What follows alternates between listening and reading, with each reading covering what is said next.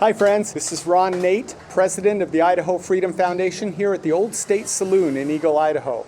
We're going to go inside and talk to Mark Fitzpatrick and talk about his experience in the last week after declaring June Hetero Awesomeness Month at the old State Saloon. Let's go in. Hey friends, Ron Nate here, President of Idaho Freedom Foundation, sitting down with Mark Fitzpatrick. He's the owner-operator here of Old State Saloon in Eagle, Idaho. How you doing, Mark? Good. Big fan of the Idaho Freedom Foundation, so thanks for being here. That's great. I appreciate it. Hey, tell me a little bit about the history. How long's your bar been here? What made you want to set up here in Eagle, Idaho? Okay, so we have a sister company that is an event center, and essentially I was looking for this bar to kind of complement what we're doing there. And I walked in here one day and talked to the previous owner and said, "Are you interested in selling?" And he said, "Come back tomorrow." And we made a deal the next day. Closed on it in November of 22. We did a 3-month remodel, opened in February of 23. And so it's now been, 15 months or so. Wow. Yeah. Wow. So you host other events here besides Hetero Awesomeness Month. You've hosted lots of other kinds of events that are appealing to those with conservative values. What are some other things that go on here?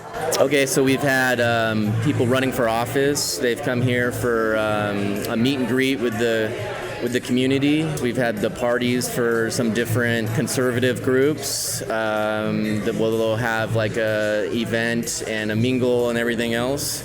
And then of course we have all kinds of other events like trivia nights, and we have biblical citizenship on Monday mornings, which is great. We learn about our founding fathers and the way our government and our country is supposed to be, what we can do to kind of take it back.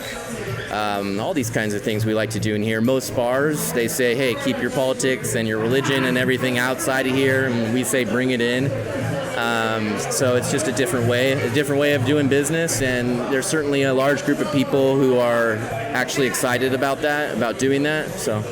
Cool. Well, Hetero Awesomeness Month started less than a week ago. How's business been this week? Well, it's been pretty crazy. We ran out of food pretty much every day. We have a small kitchen here and we're looking to expand, so it's a big demand for what we're used to. So I hope to build that kitchen out by the end of the year. But yeah, business is booming. We have a tremendous amount of support from like-minded conservatives. We also have support on this issue from LGBTQ people coming in here, very much supportive of the idea, expressing that they feel like what's been going on the other side of things has just gotten so extreme over the years that this is something that they actually think is a good thing. That's great. It looks like a market approach to battle against the woke leftist culture can be profitable. Oh yeah. Well, I gotta tell you, I was a little bit nervous about the whole thing and didn't know how it would go. But now it's very clear that overwhelmingly around the country and the world, people are ready to say, hey, enough is enough. And I encourage that. I think that we need to stand up and actually start doing something, because what we're dealing with today is from decades of apathy, decades of just being weak, decades of our church not sending out the congregation into the community to take positions on boards, to run for office, to support people running for office, to get on the medical boards so that when things happen down the road, we don't have a board full of liberals that start throwing out things that they call laws that aren't laws at all that stuff.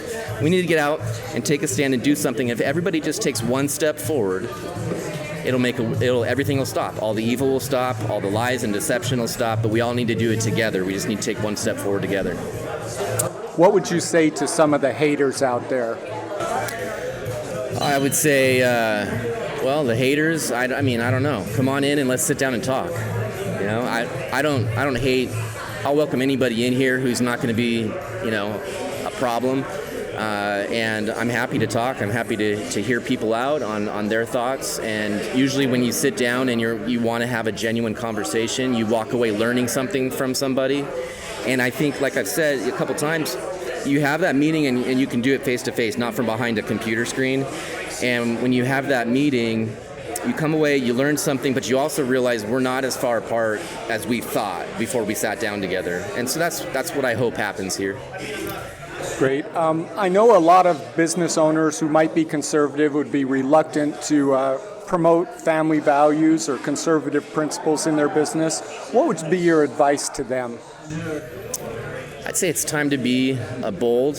I don't expect everybody, to do what I did, but I think it's definitely a time to be bold and say enough is enough. And sometimes there's consequences. We've had consequences. We had one of our bakers canceled on us, and a few other things, and some stolen property, etc. But I think that if you're doing ultimately what God would have you to do, and you're glorifying Him through your actions, He's going to provide for you. So boldly move forward, proclaim the glory of God, and see what happens.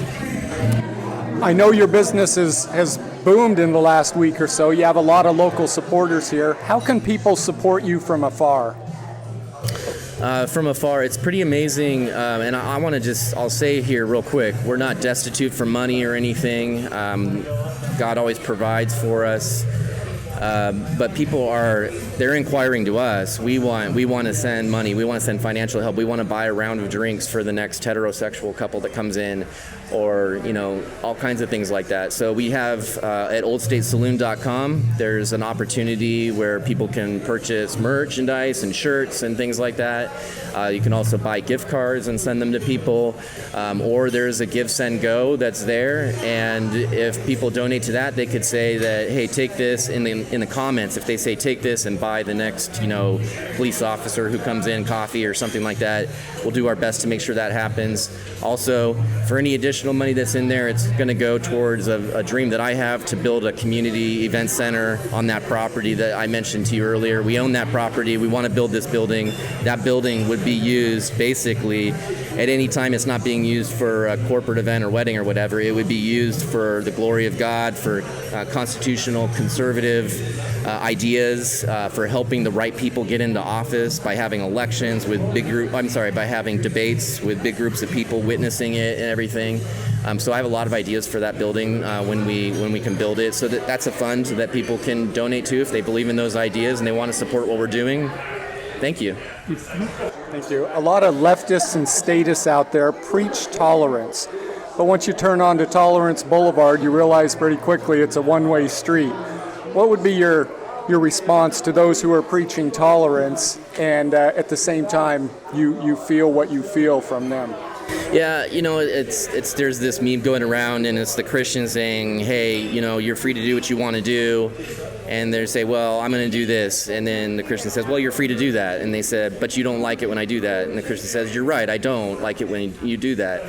But why won't you participate? Well, I don't want to, but you're free to do that. And that's that's the best tolerance that I could give is say, hey, this is a free country. You can do, what you want to do inside the bounds of the law.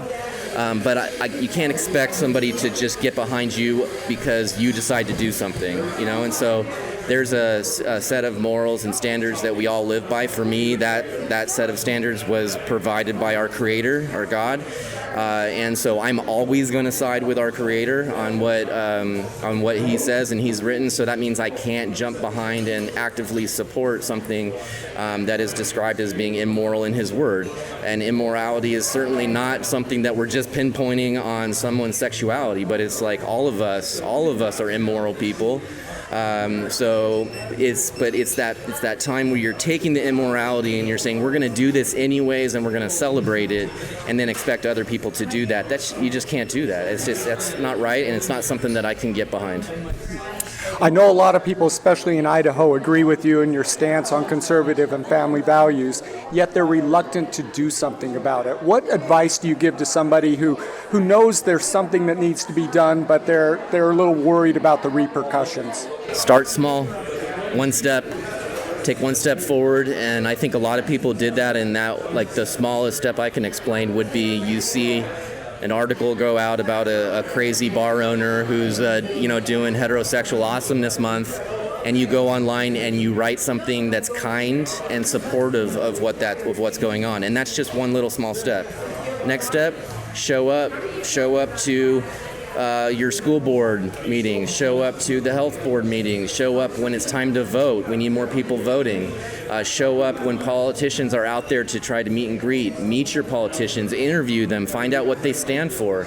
We have so many people who are in office who are not representing who the people are because they're tricking us. They're bringing in a bunch of money and they're tricking us to vote for them. And then when they get in office, and these are rhinos, when they get in office, they're basically voting in a way that's totally opposite of the people of Idaho. And most Idahoans, and I'll say myself included, had no idea that that was happening.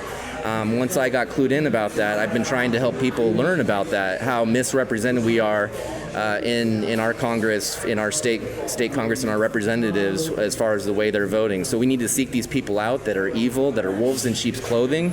We need to pray that they are exposed, and then we need to vote those people out of office and replace them with people who are God-honoring, biblical, constitutional, conservative people, and then this state will flourish. If we don't do that, we're going to suffer just like all the other blue states around here. That's great. Thank you for sitting down with us, Mark. Any last words of advice to the people of Idaho, the good people across the country who are watching what's going on at Old State Saloon in Little Old Eagle, Idaho? Last advice would be to take the month and don't get sucked into negativity. I would say stay positive in your comments. Don't participate in conversations that the enemy is wanting to pull you into. Resist those conversations. Instead, flip them into positive conversations about God's design, God's people, what's moral, what's right, and how we can go out and be a light in the world and bring hope and bring goodness into the world. If we can do that together, it'll be a better place. Thank you. Mark Fitzpatrick with the Old State Saloon and Ron Nate, president of the Idaho Freedom Foundation. Have a great day, friends.